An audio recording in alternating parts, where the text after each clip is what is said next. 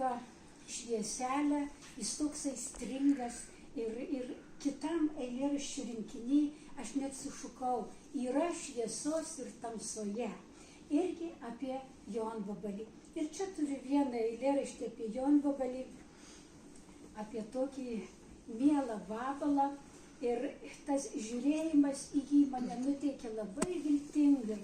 Kokia bebūtų tamsa, visada užsidegs mažas žiburėlis. Ir tą žiburėlį atneš jonvabalis. Tai štai kodėl jonvabalis. Nežinau, ar jums būtų malonu pasiklausyti kokį nors eilėraštuką. Gerai, tada aš ir paskaitysiu, jeigu neapsiverksiu.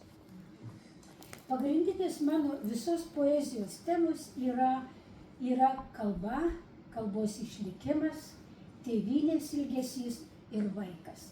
Vaikas yra angelas, toks tyras žmogelis, kuris neturi nei jokios kaltės. Ir aš per visą savo poeziją, nuo tų laikų, kada buvau visai jauna ir vaikų neturėjau, aš vis parašau eilėraštį apie vaiką. Tėvynės ilgesys įsisegė į mane, kai aš iškeliavau už vandenų ir jis manęs taip pat nepaleidžia, skaudžiai dilgina mano širdį ir visoje mano poezijoje tėvynės ilgesys yra labai aktualus. Atsimenu gerai, Detroite skaičiau eilėraštį apie tėvynę, ne apie ilgesį, bet žmogus iš ilgesio rašo eilėraštį ir mačiau, kaip vyras ten toli verkė. Žinoma, tai aš irgi pradėjau verkti ir nieks iš to skaitimo nebeišėjo. Ir trečias dalykas tai yra kalba. Aš parvažiuoju po 30 metų ir į mane šneka televizija, radijas visokiais žodžiais. Performansas, influenceriai, renovacija, indulgencija. Aš galvoju, kad aš nebesuprantu lietuvių kalbos. Ir mane tas labai žeidžia. Kam reikalingi užsienietiški žodžiai, jeigu mes visus juos turim savo? Ne jokių čia tokių influencerių nereikia.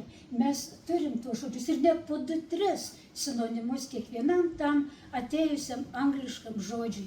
Nesakau, kad anglų kalba yra negraži, labai graži, bet ji yra graži Anglijoje, Australijoje, Amerikoje, Kanadoje. O kas mūsų kalba pasakys, kad ji yra graži, kur nors Kanadoje lietuvių kalba yra graži? Niekas, tik tai mes. Taip ir turim daryti, kalbėti savo kalbą ir būti įdomus pasauliui. Taigi tas eilėraštis, pats pirmasis, parėjimas. Vėjas įsupa lieptą, kuriuo man pareiti reikia. Kodėl tik tai man taip liepta, tuo lieptų namo pareiti? Švelnia avinėlio vilna, širdys šiaurinė vėsa, leisis į vakarą kilniai saulė, kai aš pareisiu. Už lieptų raišas paukštis, už liepto upelių rėvos, akmenį susigūžęs baukščiai dar tebelaukia tėvas. Tai štai vienas toks eilėraštukas iš mano mažytės